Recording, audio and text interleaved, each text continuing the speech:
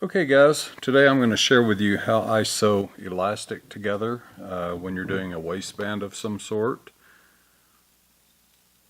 So I'm just going to use these small pieces to demonstrate what I do. So this is where our waistband comes together, and a lot of people tell you to overlap the elastic and then stitch it in one way or another.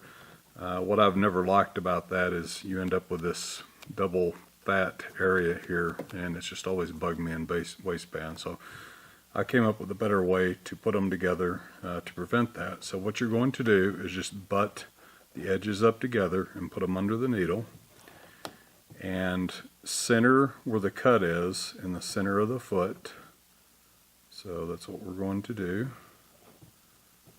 Let me see here, about right there, and put our foot down. So we're going to start with a zigzag stitch, and we're going to go to our widest zigzag on our first run. So what we're going to do is zigzag forwards, backwards, and then forwards. Each time we change directions, we're going to go to a narrower zigzag. So I'll do 5 forward, then I will come down to 3 back, and then I'll go down to 2 when I come back forward again, and that will hold this elastic together. So you may want to use a ballpoint needle when you do this to keep it from cutting the thread on the elastic. That will work. I think I've got a generic needle on this one, just FYI, something for you to try, see if it works for you. So here we go. Stitch length is set down to 1, and let's see, yeah, that's 1, and the width is 5. So here we go.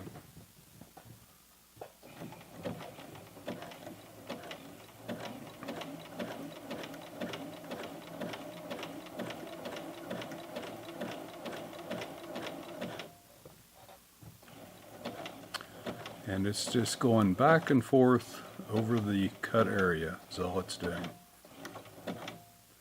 Okay, that's the end of that. Now we're going to go backwards, so we're going to change our stitch, our zigzag width down to, let's go to 3, yeah, let's just go to 3 on this one.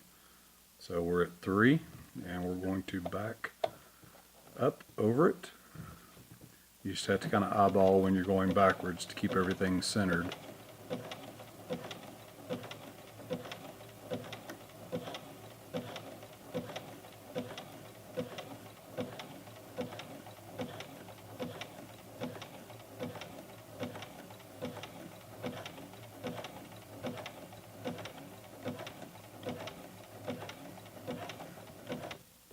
Okay, that's the second run. Now our third run, we're going to come forward and we're going to change our zigzag length down to 1.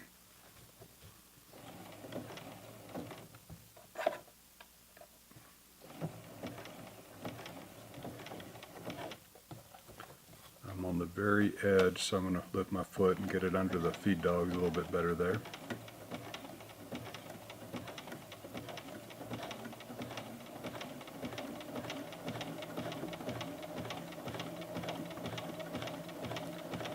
And on this one, it's important to get it right in the center. And you can actually go back if you want to at that point, but usually that's plenty to hold everything in place. So what we end up with is our elastic is held together by 3 rows of thread.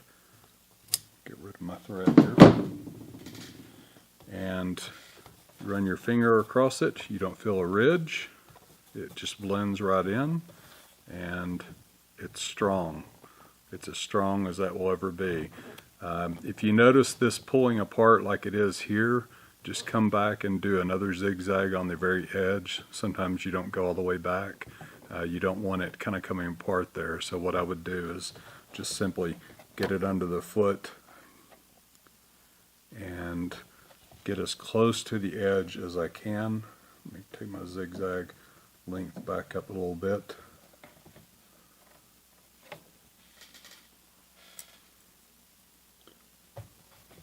Get some close-up glasses on so I can see very clearly what I've got going on here. Okay.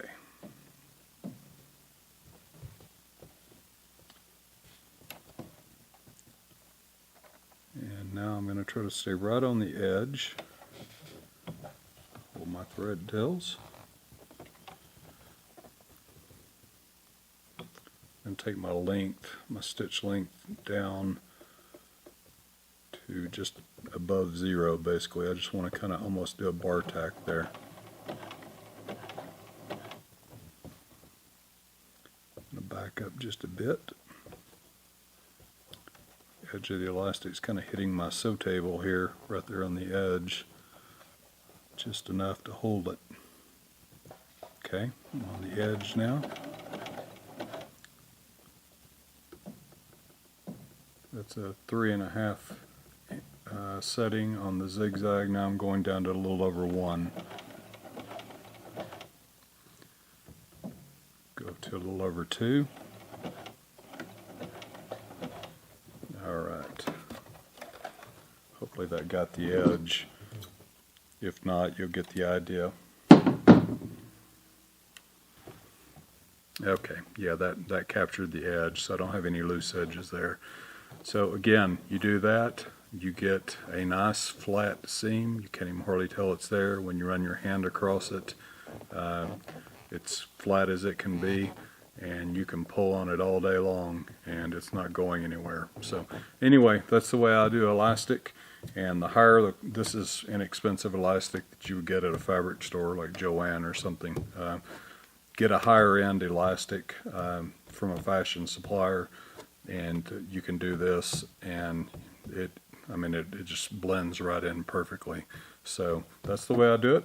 Hopefully you give it a try, and it'll improve your waistbands so you don't have that big ridge over the back of it. Even though it's in the back seam, it still bugs me, so that's why I started doing this. Hope this helps you out. Have any questions, let me know. Otherwise, take care.